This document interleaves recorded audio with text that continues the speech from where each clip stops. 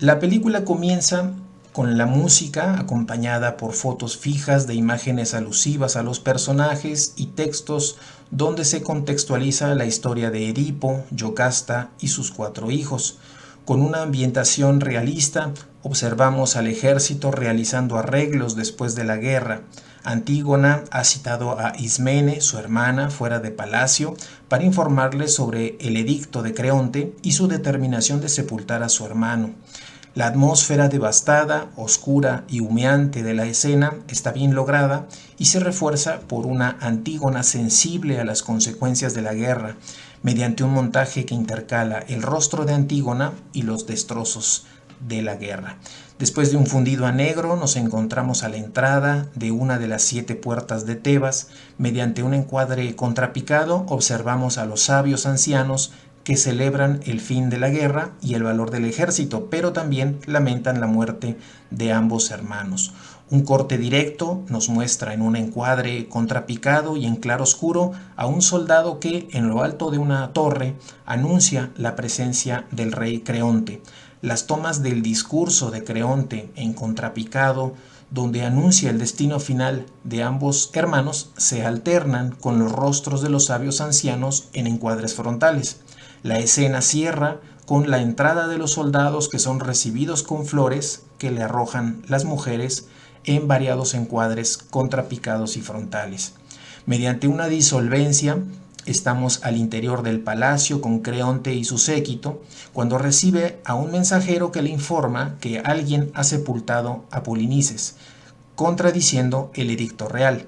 Las tomas que se habían concentrado en el entorno y los interlocutores incorporan una breve toma en primer plano de Ismene que advierte ya la acción de Antígona.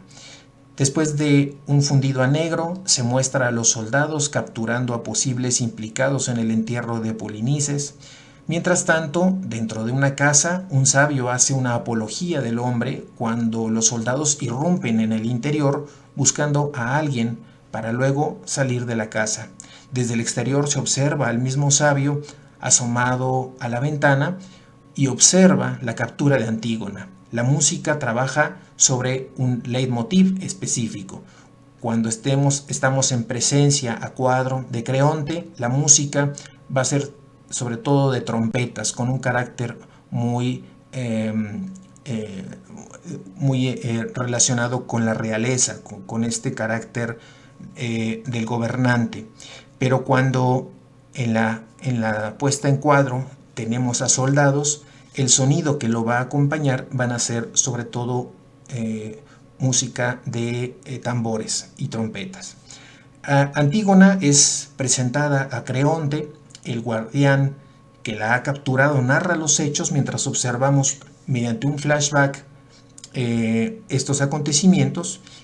Después, de regreso al momento actual de la diégesis, Antígona, en un encuadre picado, va a argumentar su defensa, mientras Creonte, en un encuadre contrapicado, la escucha y manda a llamar a Ismene, quien intenta compartir la culpabilidad. Sin embargo, como ya habíamos comentado, Antígona rechaza toda ayuda por parte de su hermana. Después de un corte directo, Hemón observa la captura de Antígona. Estamos a las afueras de Palacio y después ingresa a Palacio mientras una voz en off relata los hechos. Mediante un corte directo al interior de Palacio se encuentra o se encuadra una estatua de Zeus. Esta es una escena muy interesante porque iniciamos con un encuadre a una estatua de Zeus, que es este dios. Un movimiento vertical de la cámara hace que descienda la cámara hasta la figura de Creonte, que está sentado en su trono. Entonces, esta diferencia entre la estatua del dios Zeus como esta autoridad religiosa, y cómo a través de este movimiento descendente de la cámara llegamos a la imagen de Creonte como la autoridad civil. En un movimiento efectivo de la cámara, un alejamiento permite mostrar al rey con los sabios y la entrada de su hijo Hemón. Después de la pelea entre Creonte y su hijo, la cámara se acerca a Creonte, cerrando todo un ciclo dentro de este tipo de montaje. Un fundido a negro muestra el traslado de Antígona a la cueva en el desierto. Cuando ella entra a la cueva se emplea un juego de luces y sombras, así como la voz en off, que sustituye la participación del coro en la obra teatral. Mediante un montaje paralelo vamos a observar a Hemón llorando en el campo, mientras que Antígona está encerrada en la cueva.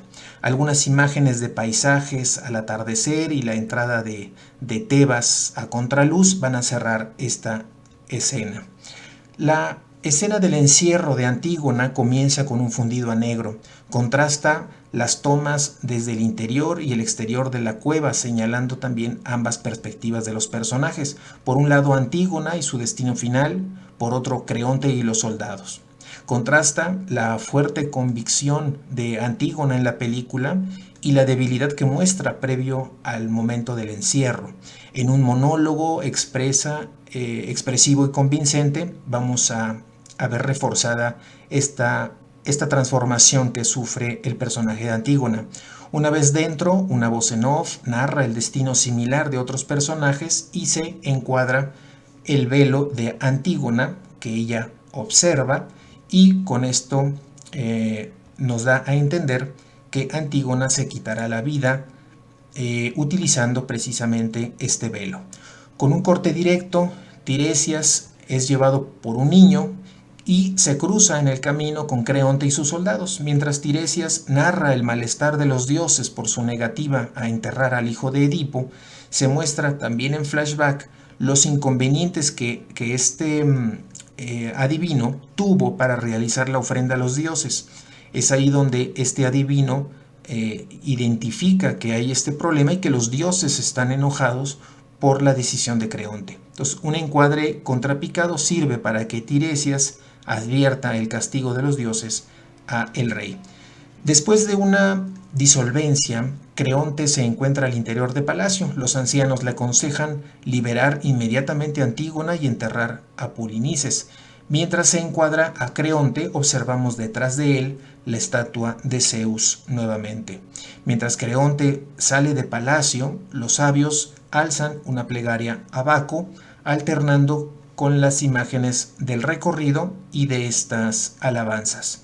Un fundido a negro nos ubica al interior de palacio. Todos parecen estar esperando información, ya que el rey ha ido a enterrar el cuerpo y ha ido también a liberar a Antígona de su encierro en esta cueva, y en el palacio todo el séquito del rey están a la expectativa de información. Es ese momento en donde entra un guardián que va a informar sobre el suicidio del hijo del rey, Hemón. Llega entonces Eurídice un poco después y pide que le repitan los hechos que se van a alternar con un flashback. Entonces, mientras el mensajero relata los hechos, nosotros vemos en las imágenes la situación que se presenta en la obra de teatro. Al terminar este relato de los acontecimientos, Eurídice se retira sin decir palabra ante la extrañeza de todos. Entonces el guardián la sigue para conocer por qué ha tenido esta actitud. Creonte en ese momento entra a palacio con su hijo en brazos. En ese momento el guardián regresa solicitando al rey que sea fuerte ante una nueva noticia terrible.